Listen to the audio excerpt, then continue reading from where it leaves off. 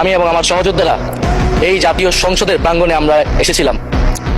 ছাত্র জনতাকে সাথে নিয়ে ফ্যাসিস্ট মুক্ত করেছিলাম এই মহান জাতীয় সংসদকে। আমরা একই সাথে গণতান্ত্রিক সংস্কারগুলো সাধন করতে চাই। 70% মানুষ গণভোটে তাদের রায় জানিয়ে দিয়েছে মাননীয় স্পিকার। গণতন্ত্রে জনতার রায় সার্বভৌম, তার উপর কোনো আইন বা বিধান চলতে পারে না। মাননীয় স্পিকার, আমরা বিচার চাই। জুলাই গণহত্যার বিচার চাই, শরীফ ওসমান হাদি হত্যার বিচার চাই, গুম খুনের বিচার চাই, বিগত সময়ে হওয়া লুটপাট এবং দুর্নীতির বিচার চাই। জুলাই মানে নতুন বন্দোবস্ত, গণতান্ত্রিক অন্তর্ভুক্তিমূলক বৈষম্যহীন দেশ। জুলাই মানে আধিপত্যবাদ মুক্ত, ফ্যাসিস্ট মুক্ত দেশ। জুলাই মানে মানবিক মর্যাদা ও দায় ও দরদের বাংলাদেশ। কোন ফ্যাসিস্ট তার দোষর যাতে আজকের এই মহান সংসদে বক্তব্য দিয়ে সংসদকে কলুষিত করতে না পারে। আমরা ফ্যাসিস্ট মুক্ত, আমরা ফ্যাসিবাদের দোষর মুক্ত জাতীয় সংসদ চাই।